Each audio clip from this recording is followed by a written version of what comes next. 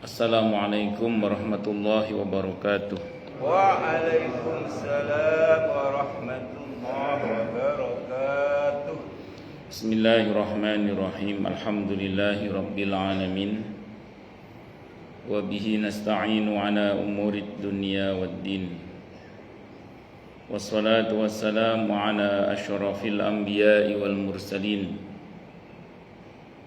Sayyidina wa habibina wa syafi'ina wa qurrati a'yunina wa maulana Muhammadin Sallallahu alaihi wasallam. wa ala alihi wa ashabihi wa dhurriyyatihi ajma'in, amma ba'd. Ashhadu an la ilaha illallah wa ashhadu anna Muhammadar Rasulullah wa ufawwidu amri ilallah, innallaha basirun bil ibad. Hasbiyallahu la ilaha illa huwa alaihi tawakkaltu wa huwa rabbul arsyil azim. Qala Allah ta'ala fi kitabihil karim hikayatan an nabiyillahi Musa alaihi salam. Rabbi shrah li sadri wa yassir li amri wahlul 'uqdatam min lisani yafqahu qawli. Para alim, para asatidah, para bapak dan ibu sekalian, hafizoni wa hafizakumullah, bil khusus segenap pengurus Masjid Baitur Rahim Villa Taman Kartini yang semoga pengurusnya dan jamaahnya selalu dalam naungan rahmat, barokah, perlindungan serta bimbingan Allah Subhanahu wa ta'ala. Amin Allahumma amin insyaallah. Allahumma inna nas'aluka ilman nafi'ah wa rizqan thayyiba wa amalan mutaqabbala wa fatahallahu lana futuhal arifin. Allahumma inna na'udzubika min ilmin la yanfa' wa amalin la yurfa' wa qalbin la yakhsha' wa du'a la yusma'. Allahumma ati anfusana taqwaha wa zakkiha anta khairu man zakkaha anta waliyuha wa maulaha. Amin Allahumma amin insyaallah. Masih melanjutkan kajian kita. Kali ini insyaallah pada sababun nuzul Surah Al-Jin. Sababun nuzul Surah Al-Jin. Ayat 1 Allah berfirman, A'udzubillahi samii'il 'aliim minasyaitonir rajim. Bismillahirrahmanirrahim. Qul uhiya ilayya annahu istama'a nafarun minal jinni faqalu inna sami'na qur'anan 'ajaba. Katakanlah wahai Nabi, telah diwahyukan kepadaku bahwasanya sekumpulan jin telah mendengarkan Al-Quran. Lalu mereka berkata, sesungguhnya kami telah mendengarkan Al-Quran yang menakjubkan. Jadi memang Nabi kita, Nabi Muhammad sallallahu alaihi wasallam ini tidak hanya diutus untuk bangsa manusia seluruh alam, tapi untuk bangsa jin juga. Jadi beliau ini Nabi dan Rasulnya bangsa jin juga. Itu seperti itu. Dan di antara bangsa jin itu ada ulamanya juga, ada walinya juga, ada Muslim mukminnya juga ada, fasiknya juga ada, kafirnya juga ada, sama seperti kita. Syaitan itu yang minal jinnati wan nas. Kalau kata Ibnu Katsir dalam kitab Ibnu Katsir, tafsir Ibnu Katsir atau dalam Qisasul Anbiya saya baca itu, dulu sebelum Nabi Adam menjadi khalifah di muka bumi ini, dulu sudah ada ya sebelum Nabi Adam. Mereka dikenal dengan nama Banul Jan. Banul Jan itu anak cucunya bangsa jin. Cuman karena mereka berbuat kerusakan, maka mereka diusir dari muka bumi ini, dipindah ke laut-laut. Nah, jadi ke daerah laut, dipindah ke daerah laut. Kalau kata Ibnu Katsir itu gitu. Makanya kan di hadis Sahih Muslim, kerajaannya iblis itu ada di atas laut atau ada di laut lah pokoknya. Yang dia panggil pasukan setan dari bangsa jin setiap saat untuk ditanyai laporan-laporannya itu ada di atas laut. Itu kalau kata Ibnu Katsir memang mereka diusir ke laut-laut. Kalau orang sekarang istilahnya diusir ke dimensi yang lain. Ya selebihnya wallahu a'lam bishawab. Maka digantilah dengan Nabi Adam. Ya, pengganti itu bahasa Arabnya khalifah. Itu pengganti. Allahu Akbar. Dalam satu riwayat dikemukakan bahwa Rasulullah Muhammad sallallahu alaihi wasallam tidak pernah membacakan Al-Qur'an kepada jin dan tidak pernah melihat mereka. Ketika Rasulullah Muhammad sallallahu alaihi wasallam bersama rombongan sahabatnya menuju pasar Ukaz, tidak tahu ini Ukaz apa Ukaz, saya nggak ngerti ini. Sesampainya di Tuhamah, beliau dan rombongan berhenti untuk sholat fajar, sholat subuh. Hal ini menyebabkan berita-berita di langit yang biasa dicuri setan-setan terhalang. Bahkan setan-setan itu mendapat lemparan bintang-bintang, sehingga terpaksa pulang kepada kaumnya. Setibanya di tempat kaumnya, setan-setan itu ditanya, "Apa yang terjadi hingga kalian kembali?"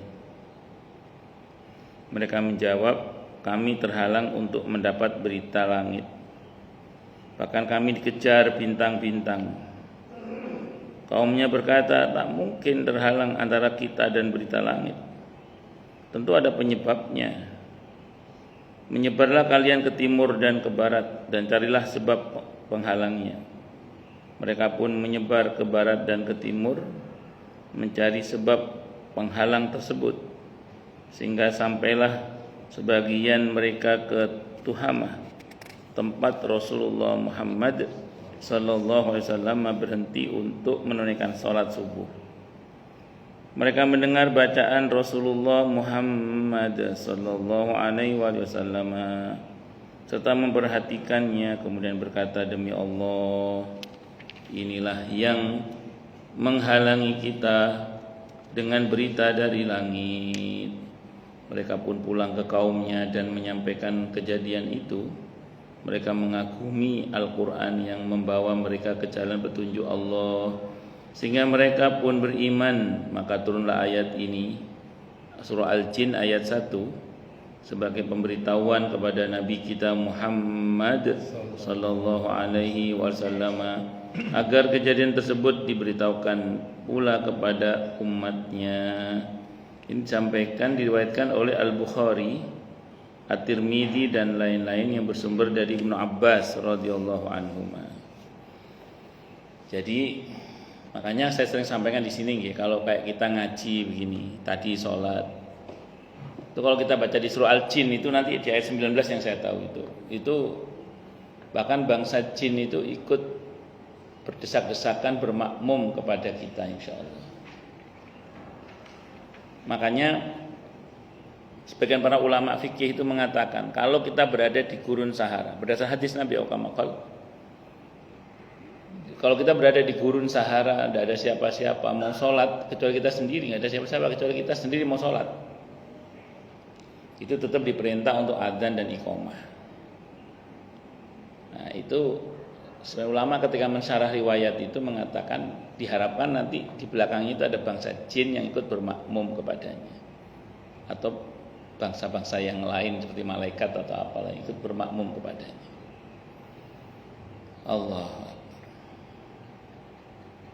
Nah kita ngaji begini ini antara yang kelihatan dengan yang tidak kelihatan, bisa jadi yang nggak kelihatan lebih banyak. Kita ngaji gini nih, Nah, ini yang kelihatan aja segini, yang nggak kelihatan bisa jadi lebih banyak. Bahkan yang kelihatan belum tentu manusia semua ini. Saya pernah cerita di sini mungkin ketika Imam Ahmad wafat. Imam Ahmad itu gurunya Imam Bukhari, Imam Hambali, Imam Ahmad ibn Hambal rahimahullah. Ketika beliau wafat, kalau saya nggak salah saya baca dalam kitab At-Tadhkirah Imam Al-Qurtubi seingat saya. Itu ada sekitar atau Ar-Ruh Ibnul Qayyim Al-Jauziyah rahimahullah. Itu ada sekitar 2 juta orang kata perawinya itu yang takziah. Padahal saat itu kan kalau zaman kita kan belum ada medsos. Orang dari aneka penjuru dunia, sebagian dikenali, sebagian tidak dikenali itu datang semua. Sampai ada yang mengatakan jangan-jangan ini bukan manusia semua ini. Sebagian bisa jadi dari makhluk-makhluk yang selama ini ngaji kepada Imam Ahmad cuman nggak kelihatan itu aja. Entah para malaikat, entah itu dari bangsa jin dan seterusnya. Makanya kita ini apa-apa kan suruh berdoa itu bukan apa-apa, karena dekat sekali dengan kita dimensinya itu bangsa jin. Tidur suruh doa, masuk WC, keluar WC, makan, minum. Itu suruh doa bukan apa-apa, karena dimensi terdekat dengan kita itu ya bangsa jin itu. Nah, sebagian mereka ya ada yang beriman, yang soleh, yang wali, ada. Ya ini tenanglah kita nggak insya Allah nggak akan diganggu. Tapi yang fasik, yang kafir, yang jahat itu ya juga ada. Makanya kita sebanyak berdoa. Nah sementara mereka ini bangsa yang kalau kata Allah dalam surah Al-A'raf ayat 27, iblis dan pasukannya dari bangsa jin itu bisa melihat kita dari tempat di mana kita tidak bisa melihat mereka. Repot kita ini. Mereka bisa melihat kita tidak bisa melihat mereka. Mas banyak berlindung pada Allah, banyak berlindung pada Allah, banyak berlindung pada Allah. Nah dulu sebelum diutusnya Nabi kita Muhammad sallallahu alaihi wasallam, bangsa jin terutama di kalangan setan-setan yang biasa nguping takdir, itu lancar nguping takdirin mereka itu. Jadi malaikat itu kalau mau mengeksekusi takdir turun dari langit itu ngobrol di antara mereka itu. Mau kemana kamu? Kalau bahasa kita ini ya. Mau ke si fulan, mau ngasih kejutan ini, mau dapat kejutan dari Allah, rezeki yang tak terduga. Apa rezekinya? Apa gitu. Pokoknya malaikat itu turun mau mengeksekusi itu ngobrol. Yang satu juga gitu, kamu kemana? Ini mau datang ke si fulan, jatahnya sakit dia hari ini. Nah, misalnya itu ngobrol malaikat itu. Nah, obrolan-obrolan itu dikuping oleh setan-setan dari bangsa jin untuk disampaikan kepada sekutu-sekutu mereka, para dukun-dukun. Makanya ramalan-ramalan para dukun atau para peramal sebelum diutusnya Nabi kita Muhammad sallallahu alaihi wasallam itu banyak benernya. Karena obrolan malaikat ketika mau mengeksekusi takdir itu dikuping oleh para bangsa jin dari kalangan setan-setan bangsa jin. Nah, begitu diutusnya Nabi kita Muhammad sallallahu alaihi wasallam, hal itu enggak bisa lagi dilakukan. Karena dihalangi oleh Allah, dijaga oleh Allah langit itu dari kupingan-kupingan setan bangsa jin yang ingin menguping takdir yang turun itu dihalangi. Rupanya sababiannya adalah Al-Qur'an. Makanya ar-ruqyah asy-syar'iyyah yang sangat efektif di Al-Qur'an itu gitu. Orang-orang yang dekat dengan Al-Quran, mengamalkannya, mendakwahkannya, membacanya, itu insya Allah ya dijauhkan dari aneka gangguan-gangguan bangsa jin. Itu seperti itu. Bahkan tidak hanya jin, manusia bahkan juga. Nah kita jangan meremehkan ayat kursi, jangan meremehkan isti'adzah, a'udzubillahi minasyaitonirrajim itu misalnya, dan beberapa doa-doa yang lain ada dalam Al-Quran. Seperti permulaan surah Al-Baqarah, pertengahannya dan akhirnya misalnya. Dan keseluruhan Al-Quran pada umumnya terutama itu adalah merupakan ruqyah seluruhnya.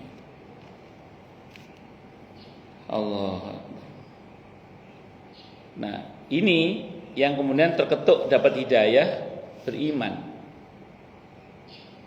Bahkan dalam hadis Sahih Bukhari ketika membahas tentang sababun nuzul surah Al-Isra,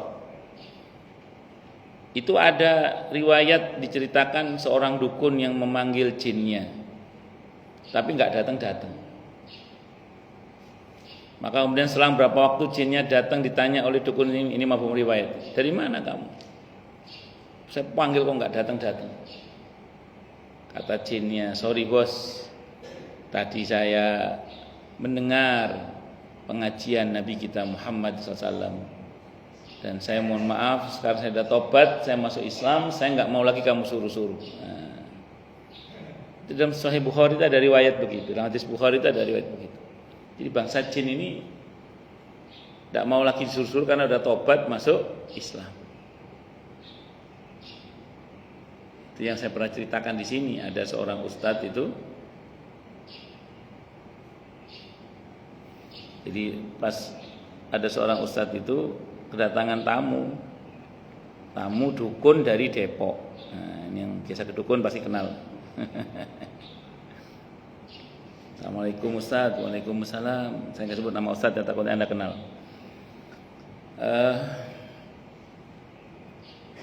Siapa Pak? Dari mana Pak? Dari Depok Ustaz. Ada perlu apa? Saya perkenalkan dulu Ustaz ya. Saya ini dukun dari Depok Ustaz. Loh, ada apa dukun kok datang ke sini? Jadi gini Ustaz, beliau cerita. Tadi malam itu saya panggil jin saya. Mirip di Bukhari itu ceritanya jadinya. Saya panggil nggak datang Ustaz. Mau saya suruh, ada kerjaan lah gitu. Nggak datang. Saya punya 2 jin Ustaz. Saya panggil tuh nggak nurut, nggak datang. Datang itu menjelang subuh. Saya tanya, kamu dari mana aja? Saya panggil kok datang. Kata jinnya itu, ini cerita dia ya, wallahu a'lam bishawab ini. Sorry bos, semalam saya keliling-keliling ada pengajian. Saya dengerin pengajian itu. Sekarang saya sudah tobat bos. Sorry bos, saya nggak mau lagi disuruh. Saya sudah tobat, nggak mau lagi disuruh-suruh untuk nyihir orang. Akhirnya dia tobat Ustaz. Nah, jin saya tobat, saya ngapain lagi Ustaz? Tobat juga saya. Jadi karena jinnya tobat, dia ikut tobat juga kan. Kalau ini ikut tobat, saya nggak tahu kalau yang di hadis Bukhari ikut tobat apa enggak itu dukunnya. Kalau ini ikut tobat dukunnya. Udah saya tobat aja Ustaz.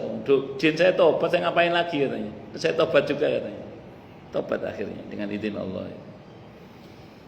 Allahu Akbar.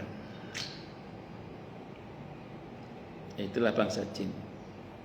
Nah, kita harus banyak doa, pakai baju, lepas baju, banyak doa.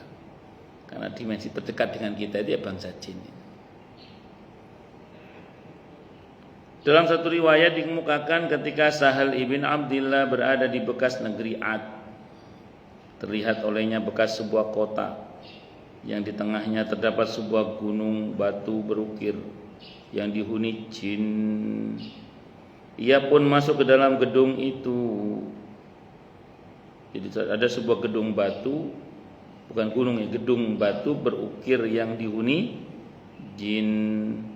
Ia pun masuk ke dalam gedung itu. Ternyata di dalamnya terdapat seorang kakek-kakek yang tinggi besar sedang sholat menghadap kiblat. Kakek-kakek itu memakai jubah yang terbuat dari wol yang sangat indah. Sahal mengagumi bentuk tubuh si kakek yang tinggi besar, lebih-lebih keindahan jubahnya. Kemudian Sahal memberi salam kepadanya. Si kakek menjawab salamnya dan berkata, "Hai Sahal, sesungguhnya badan itu tidak merusak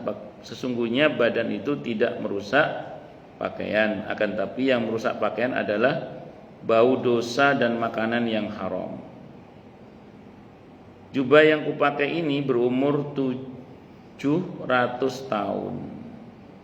Dalam jangka waktu itu aku bertemu dengan Isa alaihi salam dan Muhammad sallallahu alaihi wasallam. Aku beriman kepada keduanya." Sahal berkata, "Siapa Tuan?" Kakek itu menjawab, "Aku termasuk di antara yang disebut di dalam ayat Qul uhiya ilayya annama annahu istama'ana farum minal jin. Katakanlah wahai Nabi, telah diwahyukan kepadaku bahwasanya sekumpulan jin telah mendengarkan Al-Qur'an. Diriwayatkan oleh Ibnul Jauzi dalam kitab Shafwatus Shafwah dengan sanad yang bersumber dari Sahal ibn Ubaidillah. Jadi kalau versi riwayat ini mengatakan bahwa sahabat Nabi yang ada seorang sahabat yang bernama Sahal ibn Abdillah. Ini beliau suatu saat datang ke suatu negeri bekas kota di negeri Ad. Di situ beliau menemukan ada satu bangunan yang berukir yang dikenal orang setempat ini dihuni oleh bangsa jin. Nah, sahabat Sahal radhiyallahu anhu ini, Sahal ibn Abdillah radhiyallahu anhu bonek masuk ke dalam. Ini bukan rangka untuk memburu hantu, bukan. Tapi orang dulu ya begitu, biasa gitu maksudnya. Gak ada takutnya gitu loh. Apalagi orang beriman kan gak ada takutnya, masuk aja. Begitu masuk kaget ternyata di dalam itu ada orang sholat, badannya besar, tinggi, pakaiannya bagus. Dilihat, selesai sholat disapa. Ternyata orang ini bangsa jin tadi itu. Bangsa jin tadi itu. Yang bahkan beliau ini sudah beriman kepada 2 nabi.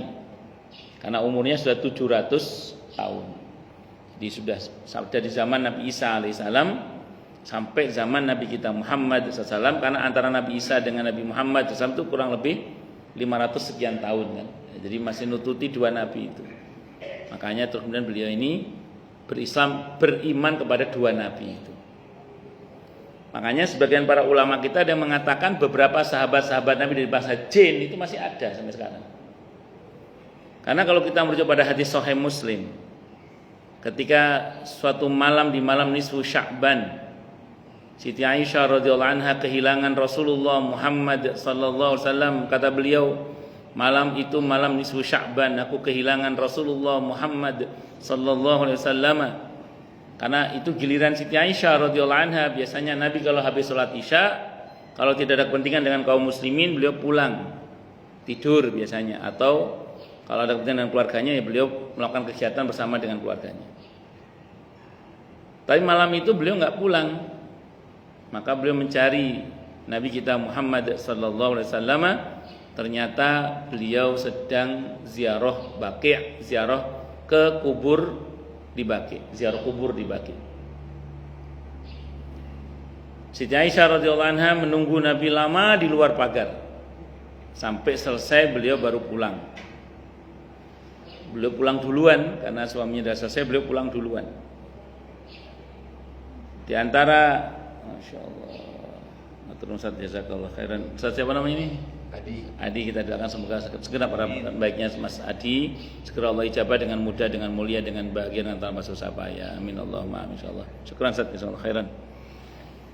Jadi ini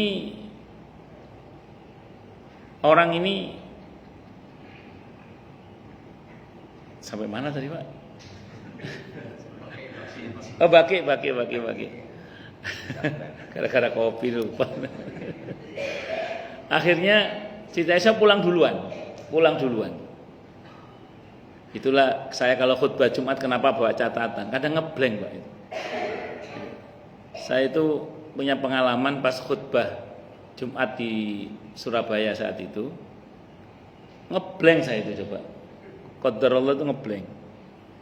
Alhamdulillah wa masya Allah bawa catatan, jadi masih selamat gitu. Saya itu walaupun alhamdulillah masya Allah sudah khutbah Jumat itu udah puluhan tahun misalnya gitu, itu saya tetap bawa catatan saya. Pengalaman pernah ngeblank. Nah kalau kajian gini kan ngeblank sih bisa nanya, saya mana tadi? Kalau khutbah kan bingung. Saya sering kalau ngisi pelatihan khutbah itu saya bilang walaupun Anda udah terbiasa khutbah, tetap saran saya bawa catatan. Lah kok lali repot. Nah tadi saya ulang ya, Siti Aisyah akhirnya pulang duluan. Sampai di rumah Nabi bertanya, dan di antara mukjizat Nabi kita Muhammad sallallahu alaihi wasallam adalah bisa melihat ke belakang tanpa menoleh. Nabi tahu diikuti oleh istrinya. Nabi tanya, dari mana kamu tadi? Dari ngikuti panjenengan ya Rasulullah. Saya ngikuti Anda karena saya khawatir Anda pergi ke istri yang lain. Terus kata Nabi, kamu telah tergoda oleh setan kamu. Karena Nabi nggak mungkin khianat, Pak. Nabi tidak mungkin khianat, Nabi tidak mungkin bohong. Nabi itu. Kamu telah tergoda oleh setan kamu. Kata Siti Aisyah, saya ada setannya ya Rasulullah. Ya, semua orang ada setannya. Termasuk engkau ya Rasulullah, termasuk saya, kata Nabi. Hanya saja Allah merahmatiku, sehingga semua setan yang menggoda aku masuk Islam. Hadisnya Sahih Muslim. Jadi itu khusus ya, setan yang menggoda Muhammad Rasulullah SAW masuk Islam. Tapi yang menggoda Muhammad Subhan tetap kafir. Itu ada yang mengatakan, sebagian ulama ada yang mengatakan itu beberapa sahabat Nabi dari bangsa jin itu masih hidup sampai sekarang. Karena jin itu umurnya pawanjang, bukan panjang, pawanjang, bangsa jin. Nah, tentu yang beriman sama yang nggak beriman beda. Muncul pertanyaan, lah tadi sahabat tadi kok bisa ngelihat jin itu Ustaz? Bukan bisa ngelihat, jinnya menampakkan diri. Nah, di dalam hadis-hadis yang sahih, bangsa jin menampakkan ke bangsa kita manusia itu banyak riwayatnya itu. Kalau itu yang terjadi, semua manusia bisa melihat kalau yang itu. Makanya kalau misalnya tiba-tiba bangsa jin di sini, nampak di sini, semua bisa melihat. Itu kalau mereka menampakkan diri. Biasanya mereka menyamar, tidak dalam wujud aslinya, menyamar biasanya. Entah dalam bentuk binatang atau orang gitu. Itu seperti itu. Mereka datang. Semua bisa melihat kalau mereka menampakkan diri kepada kita. Mana riwayatnya Ustadz berkaitan dengan masalah ini? Itu ketika iblis diperintah oleh Allah datang kepada Nabi kita Muhammad SAW, yang Sayyidina Umar ngelihat dia, dalam hati beliau kalau ngelihat wajahnya pengen tak kuaplok rasanya iblis itu. Terus kemudian iblis itu ditanya Nabi bla bla bla. Satu. Yang kedua, saat Tiradarun Nadwa, iblis itu kan bangsa jin ya. Ada laki-laki tua dari Najd yang ternyata adalah iblis yang ngasih gagasan kepada Abu Jahal, kepada orang-orang kafir agar membunuh Nabi dengan cara dibunuh bersama-sama. Itu kan iblis juga yang menampakkan diri itu. Semua bisa melihat. Termasuk ketika perang Badar. Saat itu iblis kalau di Darun Nadwa dia menyerupai laki-laki tua, kalau di Badar itu dia menyerupai anak muda. Yang memprovokasi Abu Jahal untuk maju perang memerangi Nabi Muhammad SAW. Begitu pasukan maju, si anak muda ini malah lari. Kata Abu Jahal, kemana kamu kok lari? Kini maju kono malah melayu. Apa kata iblis? Dan perkataan iblis itu diabadikan oleh Allah dalam Al-Quran. Inni arama la tarawna inni akhafullah, kata iblis itu. Aku melihat apa yang kalian tidak lihat dan aku takut kepada Allah. Jadi bangsa jin itu bisa menampakkan diri ke kita, itu bisa. Menyamar sebagai manusia bisa. Bahkan di beberapa daerah itu, saya nggak tahu ini betul apa tidak, tapi saya pernah dapat cerita langsung dari sebagian orang yang mengalami itu. Tapi wallahu alam, saya nggak berani memastikan wong ini perkara gaib. Dia cerita, bahkan jin itu bisa menyerupai suaminya katanya. Oh, dia itu menyerupai suaminya datang kepada istrinya. Terus saya tanya sama ibu itu, jenengan bisa bedakan niku suami jenengan sama bukan dari mana? Saya tanya gitu saat itu. Ini wallahu alam saya nggak tahu ya. Kata orang itu dari aroma tubuhnya beda katanya. Wong sing lanang baru berangkat kok tiba-tiba pulang. Terus aromanya beda. Nah, itu mesti duduk sing lanang itu. Itu tapi itu di daerah-daerah yang agak-agak begitu memang itu, daerah yang agak-agak begitu. Ya wallahu a'lam bishawab, saya enggak paham itu. Tapi yang pasti dalil yang menyatakan bahwa mereka bisa menampakkan diri kita itu sahih itu. Banyak dalilnya gitu maksud saya itu. Dan kalau itu terjadi, kita bisa melihat semua. Yang dipersoalkan oleh para ulama adalah kalau tidak semua orang melihat gitu loh. Non sewu di tengah-tengah kita ngaji ini tiba-tiba maaf misalnya, karena bapak dari Banten misalnya tiba-tiba bisa ngelihat ini, wah di tiang itu ada Ustadz gitu, bapak ngomong gitu, lah yang lain nggak ada yang lihat. Nah ini yang susah diverifikasi ini. Makanya kalau kata para ulama, kalau ada orang ngomong tadi malam saya ngelihat jin, sudah abstain saja. Jangan ngomong, bohong kamu. Tapi juga jangan ngomong, oh iya percaya, jangan. Wis abstain saja. Ya kayak saya dengar cerita orang tadi itu, dalam hati saya abstain saja. Wallahu a'lam betul apa tidak. Tapi yang pasti kalau memang menampakkan diri ke kita, memang semuanya harusnya bisa melihat. Itu seperti itu. Nah, terus kesaksiannya ditolak. Kalau ada orang ngomong saya ngelihat jin, kesaksiannya ditolak kecuali dia tobat. Itu seperti itu. Nah, memang mata kita yang ini itu tidak bisa melihat jin. Yang bisa melihat jin itu bukan mata yang ini, tapi yang namanya fuad. Itu yang surah An-Najm ayat 11 itu. Maka dabal fuadu maro'a. Yang Allah ceritakan dalam ayat itu, Nabi Muhammad SAW bisa melihat malaikat Jibril dari ujung kepala sampai ujung kakinya. Padahal malaikat Jibril itu kepalanya tembus langit 7, sayapnya ada 700. Itu beliau bisa melihat semuanya. Itu kira-kira Nabi pakai mata yang mana melihatnya? Bukan mata yang ini, tapi mata fuad. Maka dabal fuadu maro'a. Hatinya paling dalam tidak mendustakan apa yang dilihatnya. Cuman kalau Nabi kan jaminan mutu, clear, pasti benar gitu loh kalau Nabi itu. Nah kalau kita kan susah bedakan ini fuad atau jangan-jangan di dalam tubuh kita ada jinnya. Sehingga jin ngelihat jin. Ini kan susah kita bedakan. Kalau Nabi kan clear pasti itu. Kalau kita kan tidak ada jaminan masalahnya. Itu makanya ya kalaupun misalnya panjenengan melihat misalnya enggak usah cerita. Menang wae. Banyak-banyak doa aja. Jangan-jangan jinnya di kita sendiri. Jangan-jangan. Atau memang fuad kita sedang berfungsi. Itu seperti itu. Allahu Akbar. Jadi bangsa jin yang menjadi sahabat Nabi itu banyak. Tidak hanya ada tapi apa? Banyak. Bahkan tadi dikatakan dalam surah Al-Jin ayat 19 kalau saya enggak salah itu ya. Itu bangsa jin itu kadang berdesak-desakan, bermakmum sholat di belakang Nabi kita Muhammad Sallallahu Alaihi Wasallam. Yang berarti juga kemungkinan sama dengan di masa kita sekarang ini. Mas saya bilang tadi, ketika kita ngaji begini ini, jangan dikira yang datang cuma yang kelihatan aja. Bahkan yang nggak kelihatan pun ikut datang, insya Allah. Bahkan bisa jadi yang nggak kelihatan lebih banyak. Dan itu yang sering saya ceritakan juga di sini. Makanya kalau kita sering ke masjid, lama-lama orang masjid kenal sama kita. Termasuk yang nggak kelihatan itu kenal juga sama kita.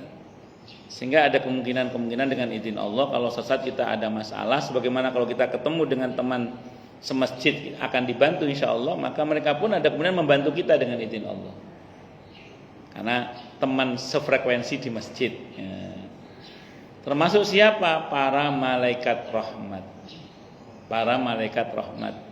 Nah orang yang senang datang ke majelis taklim, orang yang senang datang ke masjid, orang yang senang berjamaah, itu yang mengenal kita tidak hanya sesama yang kelihatan ini. Yang mengenali kita juga termasuk bangsa jin muslim, bangsa malaikat rahmat. Nah, sebagaimana kalau kita ada yang nggak kelihatan pasti ditanya, loh mana sih bapak ini kok nggak pernah kelihatan? Oh sakit, ayo kita dijenguk. Maka jangan dikira yang menjenguk cuma yang kelihatan, bahkan yang nggak kelihatan pun bisa jadi ikut menjenguk. Itu yang terjadi pada sahabat Nabi. Saya baca dalam fikih sunnah saya sabik riwayatnya, ada sahabat Nabi namanya Zubair bin Awam radhiyallahu anhu. Beliau ini ahadul asyaratil masyhudi lahum bil jannah. Satu di antara 10 sahabat Nabi yang dijamin masuk surga. Beliau bilang kepada keponakannya, "Pak, keponakanku, tolong jangan ceritakan apa yang aku ceritakan kecuali aku sudah mati." Apa itu wahai paman? Ketahuilah selama aku sakit ini aku sering dijenguk oleh para malaikat. Selama aku sakit ini aku sering dijenguk oleh para malaikat. Tapi tolong jangan ceritakan ini kecuali aku sudah mati, kata Zubair bin Awam radhiyallahu anhu. Maka keponakannya menceritakan setelah Zubair bin Awam radhiyallahu anhu saya wafat itu. Nah, dalam Hayatus Sahabah karya Syekh Maulana Yusuf Al-Kandahlawi rahimahullah, dalam buku beliau itu diceritakan ada juga seorang sahabat ketika sakit Nabi menjenguk, beliau berkata, "Ya Rasulullah, sebelum Anda datang tadi ada orang yang ganteng datang menjenguk saya ya Rasulullah. Dan saya belum pernah melihat ada orang yang lebih ganteng dari dia kecuali engkau ya Rasulullah. Kata Nabi, oh kama kalimah pun ya. Tadi saya ketemu sama orangnya di luar. Itu Jibril menjenguk kamu, Masya Allah. Itu Jibril menjenguk. Karena saking seringnya sobo masjid, sobo majelis ilmu, datang di masjid, datang di majelis ilmu, saking seringnya sampai malaikat itu kenal gitu. Apalagi kita ini kan kita ngaji, berarti zikir bersama-sama kita ini. Ngaji bareng ini kan zikir bersama ini. Hadisnya Bukhari Muslim kan? Kata Allah hadis qudsi, hambaku menyebutku dalam kesendiriannya atau dalam hatinya, maka aku menyebutnya dalam kesendirianku. Hambaku menyebutku di keramaian, maka aku sebut dia di keramaian yang lebih baik daripada keramaian dia yang ada di sisiku.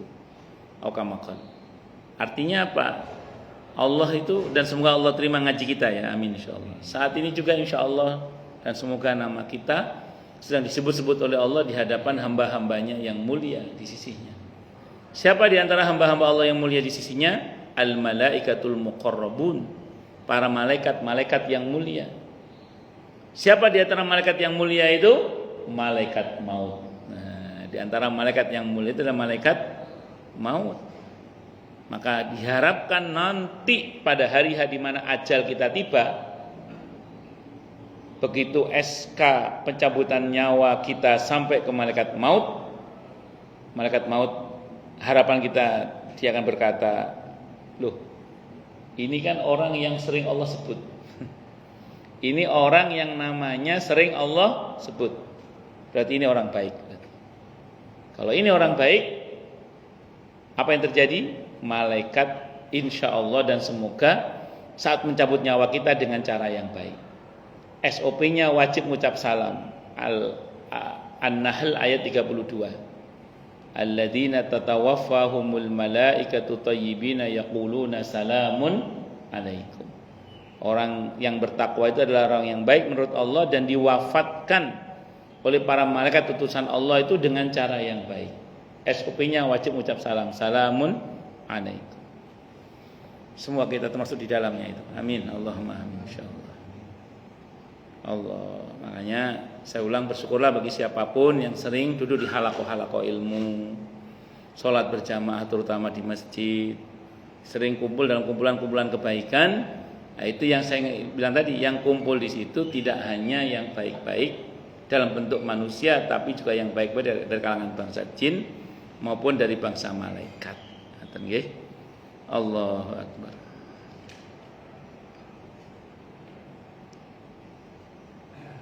Selanjutnya sababun nuzul surah Al-Jin ayat 6. Sebelum kita masuk ke situ, monggo silakan yang mau tanya bro. Monggo Pak Haji. Waalaikumsalam warahmatullahi wabarakatuh.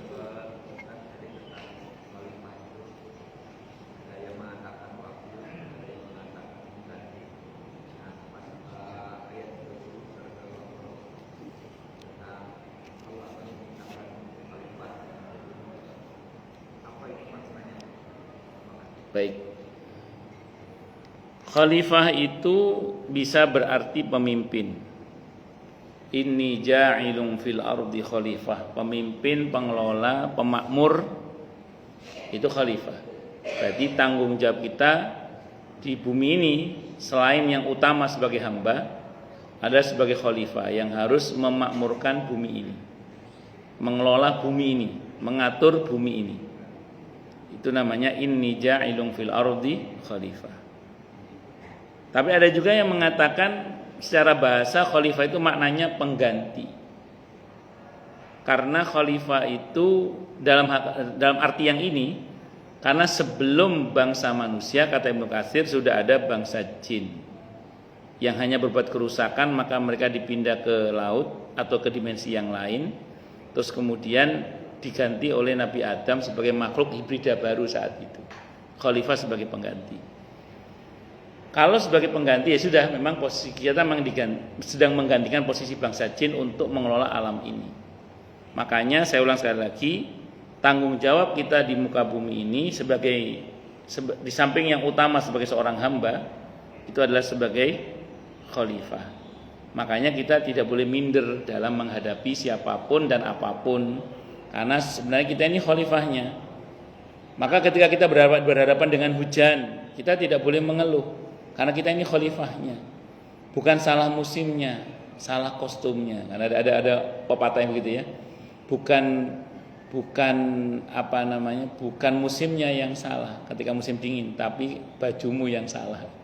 Karena harusnya kita yang bisa menaklukkan. Jadi ketika ada hujan, kita yang bisa menaklukkan hujan itu. Ketika kemudian ada longsor, kita yang mesti menaklukkan longsor itu supaya tidak longsor, supaya tidak banjir, supaya tidak kok masih terjadi, berarti ada yang berbuat kerusakan. Kalau sampai terjadi banjir, bandang, longsor dan macam-macam, berarti ada yang berbuat kerusakan itu. Berarti di antara khalifah bumi ini ada yang berbuat khianat dengan merusak alamnya. Dhaharal fasadu fil barri wal bahri bima kasabat aydin nas. Saya kira ngoten nggih, wallahu alam bisawab. Monggo Pak. Ade. Ini perbedaan antara jin, setan, korin dan iblis. Jin, setan, korin dan iblis itu kan ada di dalam Bibel. Berarti orang Rasulullah itu kan beriman itu kan setan, korin itu aja. Kalau korin itu kan jin atau malaikat yang menemani. Jadi jin dan malaikat yang bertugas menemani manusia itu namanya korin. Di korin itu ada dua ya, ada dari bangsa malaikat, ada dari bangsa jin. Fa'alhamaha fujuraha wa taqwaha. Untuk fujur ada bangsa jin dari setan bangsa jin, untuk takwa ada bangsa malaikat. Itu dua ya. Untuk korin itu. Jadi bisa malaikat, tidak bisa bangsa jin. Korin. Terus kalau setan itu sifat yang suka bikin orang jauh dari Allah, suka mengganggu, itu namanya setan. Nah, ini bisa minal jinnati wan nas, bisa dari bangsa jin, bisa dari kalangan manusia. Setiap nabi bahkan dijatah oleh Allah punya setan dari bangsa manusia dan setan dari bangsa jin. Terus kemudian yang ketiga iblis. Kalau iblis itu nama satu sosok dari bangsa jin. Kalau kata Ibnu Katsir, saya baca dalam Qisasul Anbiya, nama aslinya Abdul Haris. Iblis itu nama aslinya Abdul Haris. Ada yang mengatakan nama aslinya Azazil. Ada yang mengatakan namanya aslinya Azazil. Tapi yang kalau dalam bahasa Arab namanya Abdul Haris kata Ibnu Katsir. Terus gara-gara dia kepleset dengan sikapnya yang sombong itu, maka dia disebut dengan ablasa yublisu, iblis. Dia kepleset dengan sikapnya yang sombong tadi. Nah, iblis ini jenis bangsa jin yang beribadah kepada Allah ribuan tahun sampai spiritual itu mencapai makom para malaikat. Sehingga bahkan dia ini sempat menjadi gurunya para malaikat. Tapi karena dia masih hidup, dia masih diuji oleh Allah dengan diciptakan makhluk hibrida baru namanya Adam. Dia diuji dengan junioritas. Di situ iblis nggak kuat ya, nggak kuat. Jadi biasa dihormati, tiba-tiba harus menghormati, nggak kuat ya, nggak sanggup. Disitulah kalahnya dia, akhirnya disebut dengan iblis itu. Yang tadinya namanya Abdul Haris, ada yang mengatakan nama aslinya adalah Azazil. Wallahu a'lam bishawab. Jadi kalau iblis itu satu sosok bangsa jin namanya iblis. Kalau setan itu sifat, bisa nempel ke manusia, bisa nempel ke bangsa jin. Kalau korin itu jin atau malaikat yang bertugas menemani manusia. Dan setiap kita ada potensi korin jinnya, ada potensi korin malaikatnya. Wallahu a'lam bishawab. Ada lagi yang lain? Jelas semua atau tidak jelas semua? Ya monggo. Oke. Terus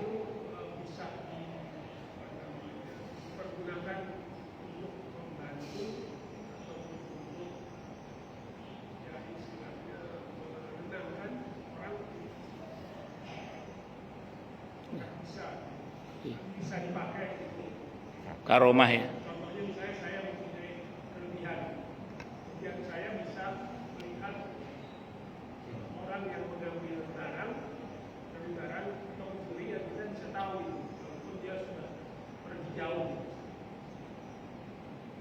Tahun? Iya. Sependek yang saya pelajari, kalau karomah itu kan anugerah dari Allah ya. Dan itu untuk para kekasih-kekasihnya. Jadi memang ada orang-orang tertentu itu yang dalam hadis Sahih Bukhari itu diberi karomah oleh Allah. Nanti Bapak kalau baca tentang hadis yang judulnya tentang karomatul aulia, ada dalam kitab Riyadhus Shalihin, itu ada dalam kitab Arba'in An-Nawawiyah itu juga ada. Hambaku, tidak ada hal yang paling aku sukai dari hambaku kecuali ketika dia mendekat kepadaku dengan yang wajib-wajib, kemudian yang sunnah-sunnah hingga aku mencintainya. Kalau aku mencintainya, maka aku akan jadi penglihatannya, dengannya ia melihat. Aku akan menjadi pendengarannya, dengannya ia mendengar. Aku akan menjadi, pokoknya seluruh anggota tubuh ini, orang ini diberi karomah oleh Allah namanya. Diberi ma'unah, diberi karomah, sehingga dia punya kemampuan lebih. Nah, kalau ada orang yang berkata seperti Bapak tadi misalnya bla bla bla bla tadi, segera konfirmasi ke amalia dia sehari-hari. Orang yang ngomong ini hubungannya dengan Allah bagaimana? Kita nggak usah ngeliat batin itu, terserah dia dengan Allah. Tapi kita lihat bagaimana keseharian dia dengan Allah. Kalau beliau keseharian dengan Allah baik, dengan sesama juga baik, amalannya jelas. Terus orangnya juga tampak, kita lihat, kita nggak usah ngeliat batin yang benar, baik hubungan dengan Allah. Mungkin saja itu karomah, mungkin saja. Tapi setahu saya karomah itu tidak bisa dibuat main-main. Jadi karomah itu pure murni anugerah Allah, tidak bisa sewaktu-waktu dipakai oleh sahibul karomah sendiri, kecuali Allah yang menghendaki. Makanya kayak contoh Nabi Musa alaihissalam misalnya, itu bisa membelah lautan. Suatu saat misalnya ini ada orang nemu tongkatnya Nabi Musa, dipukul lautan, kira-kira terbelah nggak? Ya, karena terbelahnya itu bukan karena tongkatnya itu, tapi karena Allah menghendaki terbelah itu. Jadi itu kembali pada kehendak Allah sebenarnya. Makanya dalam hal ini, kalaupun misalnya Bapak misalnya ada orang ketemu orang yang seperti itu, pastikan dia hubungannya dengan Allah baik dan sama dia baik. Oke lah, memang mungkin ini ada potensi karomah. Tapi saya ulang, sependek yang saya ketahui, karomah itu nggak bisa dibuat main-main ya, saya tahu. Itu munculnya sewaktu-waktu yang Allah mau. Jadi bukan sewaktu-waktu yang dimaui oleh walinya, bukan, tapi sewaktu-waktu yang dimaui oleh Allah. Itu sependek yang saya pahami, Bang. Wallahu alam bisawab. Nah, mungkin lebih tepatnya ada sebenarnya orang itu yang ngelmu dalam masalah itu. Karena konon ada rumusnya itu, tapi wallahu alam betul apa tidak, itu ada rumusnya. Kalau nyurinya itu Senen Pon, itu katanya larinya malingnya ke sana biasanya. Kalau saya nggak tahu itu ada rumusnya katanya itu, wallahu alam. Kalau nyolongnya Kamis Kliwon, itu larinya malingnya ke sana. Biasanya yang nyolong itu ciri orangnya gini, ada rumusnya katanya itu. Ya, saya wallahu alam, saya belum pernah belajar yang begitu. Ya, semuanya hati-hati aja lah, hati-hati mawon. Kalau yang namanya barang hilang itu, pertama serahkan kepada Allah dengan berkata inna lillahi wa inna ilaihi raji'un. Allahumma ajurni fi musibati wa akhlif li khairan minha wa akhlif li khairan minha. Bahwa seseorang tidak ridho karena barangnya diambil, tidak apa-apa. Saya tidak rela barang saya diambil, tidak apa-apa. Karena kita fokus pada tidak rela pada perbuatan mencurinya. Tapi pada kenyataannya barangnya hilang harus ridho, karena itu takdir Allah. Jadi pada kenyataannya barangnya hilang harus ridho. Tapi pada perbuatan malingnya kita nggak boleh ridho. Karena pernah ada jamaah saya itu kehilangan mobil. Saya diundang ke rumahnya, beliau bilang, saya nggak rela Ustaz, mobil saya diambil sama maling itu. Terus saya bilang, Bapak harus tidak rela. Saya bilang gitu. Bapak harus tidak rela. Beliau agak melotot itu. Loh, biasanya Ustaz nyuruh sabar kok nyuruh nggak rela gitu. Saya bilang gini, iya, terhadap perbuatan maling yang nyolong mobil Bapak tidak boleh rela, karena itu kemungkaran. Saya bilang gitu. Kalau Bapak rela berarti Bapak rela dengan kemungkaran. Jadi pada perbuatan maling yang nyolong mobil Bapak tidak boleh rela, karena itu kemungkaran itu. Tidak boleh rela Bapak, saya bilang gitu. Berarti Bapak betul nggak rela itu betul, saya bilang gitu. Tapi saya bilang lanjutannya ini, tapi bahwa pada kenyataannya mobil Bapak sudah hilang, pada kenyataan itu Bapak harus rela. Karena itu takdir Allah, kita harus rela. Dengan sabar atau dengan syukur atau dengan ridho. Tapi pada perbuatan maling itu Bapak tidak boleh rela. Kan satu beliau marah ke saat itu, saya nggak rela, saya nggak terima mobil saya diambil orang. Oh iya, Bapak tidak boleh rela, saya bilang gitu. Beliau agak kaget juga. Loh, kok tumben ada orang nyuruh nggak boleh rela? Iya, maksud saya pada perbuatannya. Saya kalau pada kenyataannya harus rela. Ngaten nggih? Wallahu a'lam bishawab. Kalau kelebihan dari non-muslim berapa? Kelebihan dari non-muslim orang ini. Ya, kan kalau kita bicara keramat-keramat, kesaktian-kesaktian, Dajjal juga punya kesaktian soalnya. Iya, kalau kita bicara keramat-keramat, kesaktian-kesaktian, Dajjal itu juga punya kesaktian-kesaktian. Makanya kalau kesaktian kan bisa dipelajari. Ini contoh aja, contoh. Saya lupa ya, Maulana Ilyas atau Maulana Umar itu, saya lupa. Kalau saya Maulana Ilyas kalau nggak salah itu. Ada cerita di Nizamuddin di India itu. Ada pendeta Hindu itu bisa ngobatin orang itu loh. Jadi kalau orang sakit diobati sembuh gitu. Satu saat ketemu sama Maulana Ilyas kalau nggak salah itu. Kata orang ini, atau Syekh Nizamuddin, ketemu sama Syekh Nizamuddin itu. Syekh, mau nggak saya obati? Kamu kan sakit katanya. Boleh katanya, diobati sama pendeta Hindu itu. Qadarullah sembuh. Terus Syekh Maulana Nizamuddin itu nanya, apa rahasia sampean kok bisa ngobati orang sembuh gitu? Kata pendeta itu, pokoknya nafsu saya ngomong apa, saya sebaliknya gitu aja. Nafsu saya nyuruh apa, saya sebaliknya. Ngomongnya gitu. Jadi tirakatnya dia itu maunya nafsu itu tidak dituruti pokoknya. Kata Syekh Nizamuddin, ya udah kamu saja masuk Islam katanya. Oh iya saya mau katanya. Loh, kok mau katanya? Kata Syekh Nizamuddin. Iya, pas sampean tadi ngajak saya masuk Islam, nafsu saya bilang jangan. Nah, saya bilang iya, gitu. Itu tirakatnya itu ternyata itu. Ya, jadi lelaku itu bisa dilakukan oleh siapa saja. Makanya kan ada sihir dan macam-macam. Jadi kalau ditanya, kalau ada orang dua Islam punya kemampuan seperti itu, ya Dajjal juga punya kalau gitu. Nah, Dajjal juga punya keramat-keramat gitu nanti.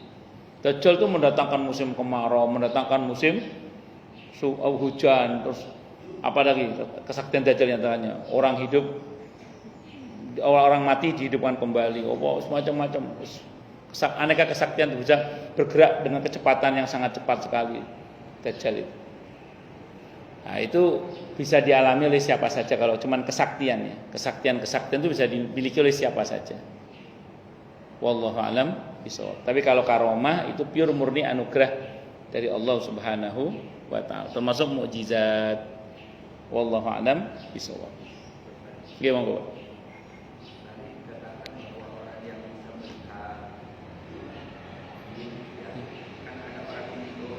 Ya.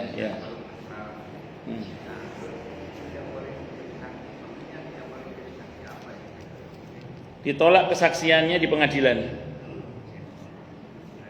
Dia di pengadilan Islam, ditolak karena dia dianggap dua kemungkinannya gila atau pembohong. Karena menverifikasi kebenaran berita itu susah. Kan orang yang suka mengatakan saya melihat jin, itu kan kita susah membuktikannya dia melihat benar apa tidak. Menverifikasinya itu semua kasus tidak bisa jadi saksi pokoknya. Kan misalnya gini, ada kasus pidana atau perdata yang bersangkutan jadi saksi, bisa kalau tidak pernah ngomong kayak gitu. Baik kalau terkenal pernah ngomong kayak gitu, tidak bisa jadi saksi karena omongannya nggak bisa dipegang.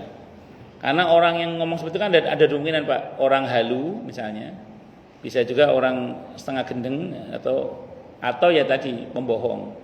Karena membuktikan bahwa omongan dia betul apa tidak itu kan susah. Ini perkara-perkara gaib yang nalar kita susah menjangkau. Kita mengimani ada makhluk itu memang. Cuman kalau ada orang membual kayak gitu kan susah. Jangan jadikan saksi. Kesaksian di pengadilan. Saksi apapun baik perdata maupun pidana nggak bisa jadi saksi dia. ditolak kesaksiannya. Termasuk saya menyaksikan hilal, ditolak, tidak bisa. Karena susah bedakan ini lagi halu, jangan-jangan dia ini. Orang sering ngomong melihat jin misalnya. Nah kalau kita misalnya ada yang kejadian melihat, semenang, diam aja. Gak usah cerita-cerita. Wallahu a'lam bishawab. Ustaz, Nggih. misal kalau ada di depan kita orang rasukan jin, Nggih. apa yang kita lakukan, Ustaz? Nggih. Wallahu a'lam bishawab. Yang pertama, kadang kita harus jeli ya melihat apakah orang ini asli kerasukan atau pura-pura. Karena pernah ada kejadian di daerah Villa Nusa Indah itu ada seorang istri yang sering kesurupan. Usut punya usut, ternyata dia kurang perhatian suami. Jadi dia mencari perhatian suami dengan pura-pura kesurupan. Akhirnya setelah dimediasi, ya dia ngaku bahwa dia memang untuk mencari perhatian suaminya itu. Akhirnya suaminya ya mau perhatian di daerah Villa Nusa Indah itu. Ada satu. Yang kedua, kadang ada yang betulan juga. Nah, yang betulan juga ini wallahu a'lam bishawab. Ya biasanya memang nggak bisa dipungkiri kalau kita melihat kejadian seperti ini, kita sapa saja kalau bisa diajak ngobrol. Assalamualaikum. Kalau dia jin muslim pasti jawab waalaikumsalam. Kamu siapa? Tapi hati-hati, jin itu bisa bohong. Karena yang masuk ke badan orang itu kalau nggak jin fasik, jin kafir. Saya ulang ya, ini harus dijadikan kaidah. Yang masuk ke tubuh manusia itu kalau kata Nabi bahasanya setan. Kalau sampai ada jin masuk ke badan orang itu namanya apa? Setan. Karena yajri majrad dam itu setan kata Nabi. Nah, setan itu dua kemungkinannya, jin fasik atau jin kafir. Kalau jin fasik itu kadang kalau kita bacakan Al-Qur'an itu pinteran dia, Pak. Kita diketawain itu. Kamu agak gitu. Ketawa nih. Tapi kalau jin kafir biasanya lari dia. Memang langsung pergi kalau jin kafir biasanya. Makanya kita ucap assalamualaikum, siapa ini? Waalaikumsalam. Oh, jadi jin Islam atau fasik kemungkinan dia itu. Jin Islam yang fasik kemungkinannya. Nah, baru kita ngomong baik-baik aja. Udah, sebaiknya keluar jangan ganggu orang ini. Kalau dia ngeyel baru kita bacakan. Kalau dulu guru saya itu mengatakan kita langsung ajak perang juga bisa. Cuman kalau kita berdamai, dia pergi baik-baik itu lebih baik. Karena gini, bangsa jin itu umurnya panjang. Mereka itu kalau kita sakiti, dendam mereka itu. Nah kadang dendamnya nggak bisa ke bapaknya, ke anaknya. Makanya nanti tanya siapa pakar-pakar ruqyah itu. Kadang nggak kena, ketika orang meruqyah, itu kadang yang kena istrinya, yang kena anaknya kadang. Pakar-pakar tanya sama pakar-pakar ruqyah itu. Jadi menjadi pakar ruqyah itu beresiko, Pak. Saya kadang diminta datang ke rumah orang itu ya. Kadang diminta untuk meruqyah rumah itu misalnya gitu. Saya sering bilang saya bukan ahli ruqyah, saya nggak bisa, saya bilang gitu. Saya tahu betul resikonya itu. Ketika kemudian kita misalnya memagari rumah itu, ketika kemudian sihir masuk atau ada, itu pasti bentroknya dengan kita itu.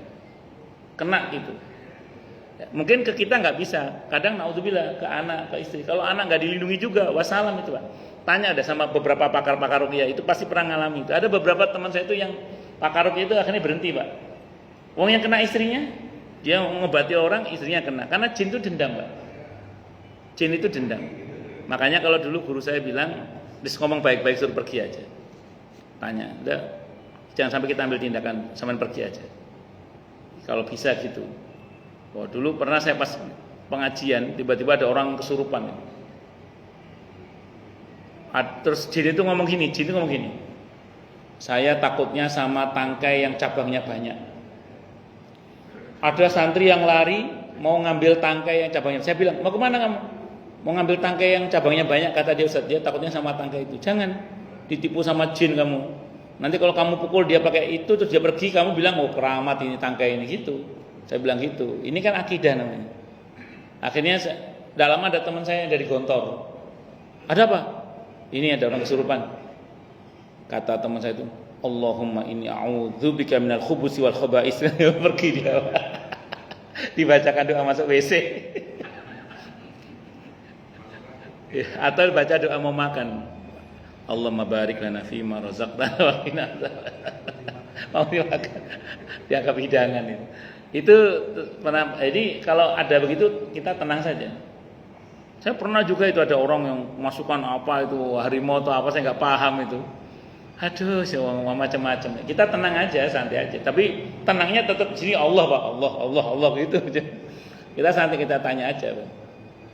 Itu yang macam harimau, ya Pak, nggak tahu betul apa nggak harimau atau itu nyerang ke saya itu. Mau mukul gitu. Ya mukul tak pukul juga. Alhamdulillah nggak sampai mukul sih, nggak sampai kena sih alhamdulillah. Nggak sampai kena. Macam-macam, Pak. Macam-macam. Ya itu ya sudah kita tenang saja, dia ngomong baik-baik aja. Kalau kita ucapin salam dia jawab berarti jin fasik, clear fasik ya. Karena kalau jin kafir biasanya nggak mau jawab biasanya kalau jin kafir. Tapi tadi itu harus kita jeli membedakan ini betul kesurupan atau acting gitu. Itu susah bedakan kadang kita itu. Karena ada orang-orang tertentu itu acting, Pak. Jadi dia begitu itu karena ingin perhatian gitu. Ingin perhatian itu. Wallahu a'lam bishawab. Ngoten nggih. Cukup dulu ya. Kita tutup dengan hamdalah. Alhamdulillahirabbil alamin. Semoga kajian kita bisa bermanfaat mubarakah fi dini wa dunya wal akhirah untuk kita, keluarga kita dan seluruh umat Islam semuanya. Dan mudah-mudahan kita semua dijadikan oleh Allah sebagai orang-orang yang sukses dunia akhirat, selamat dunia akhirat, bahagia dunia akhirat dan dipermudah urusan kita oleh Allah fi dini wa dunya wal akhirah. Semoga Allah limpahkan hidayah selalu untuk kita, semoga Allah tingkatkan selalu hidayah untuk kita. Dan semoga Allah berikan hidayah untuk siapapun yang melihat kita. Subhanakallahumma bihamdika asyhadu an la ilaha illa anta astaghfiruka wa atubu ilaik. Sallallahu alaihi Muhammad wa ala alihi wasallam. Saya mohon maaf. Wassalamualaikum warahmatullahi wabarakatuh.